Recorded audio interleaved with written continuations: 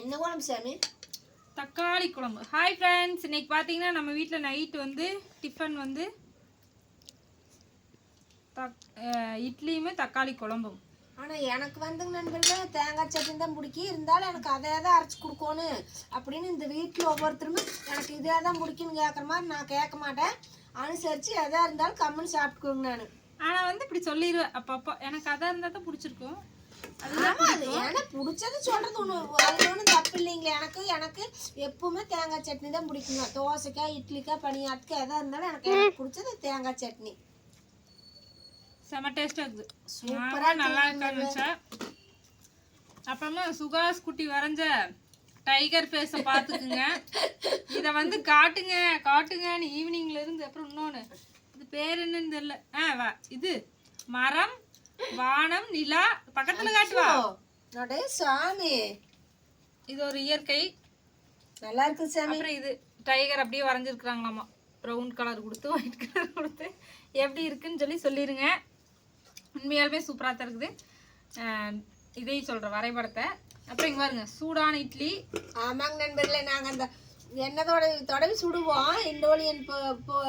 அது வந்து ஆசாசியே வாங்கினேங்க ஃப்ரெண்ட்ஸ். எண்ணெய் தடவி சுடுற இட்லி பாத்திரம் வாங்கினேன்.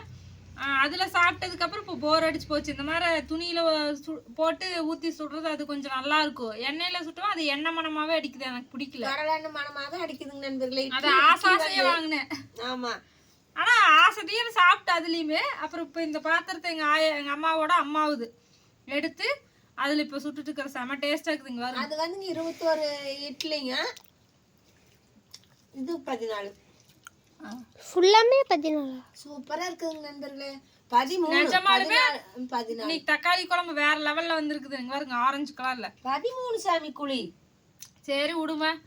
ஓகே, இதுதான் இன்னைக்கு நம்ம வீட்டு சமையல். உங்க வீட்டுல இரவு உணவு என்னன்னு சொல்லுங்க, டின்னர்.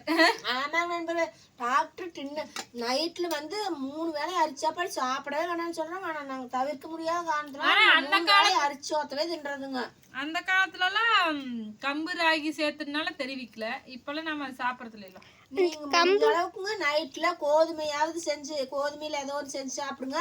இல்லைன்னா இந்த மாதிரி உப்புமா, இல்லைன்னா இப்படி இட்லி தோசை ஐட்டமா சாப்பிடுங்க நண்பர்களே. அது ரொம்ப நல்லதுன்னு டாக்டர் சொல்றாரு மீட்டிங். எனக்கு ரொம்ப பசிக்குது. இன்னைக்கு புளி சாப்பாடு மத்தியானம் கொஞ்சமா சாப்பிட்டாலும் பசிக்குது. நான் சாப்பிட்றேன். அனைவருக்கும் இனிய இரவு வணக்கம். இட்லியும் தக்காளி குழம்பு. பெருமாள் கோயில் செஞ்ச புளியோதரையாட்டு செஞ்சு கூடமான்னு திடீர்னு சுகாஸ் குட்டி கேட்டுச்சுங்க. ஆனால் எங்கள் பாப்பா அதே மாதிரி நண்பர்களே, நான் போய் பெருமாள் சாமி கோயில் சனிக்கிழமை நாள் புட்டாசி கிழமையில வாங்கி சாப்பிட்டுருக்கிறேன். அதே டேஸ்ட்ல செஞ்சிருந்தது, நல்லா இருந்துச்சு. ஓகே, வாங்க சாப்பிடலாம் வாங்க நண்பர்களே. இரவு வணக்கம், பாய்.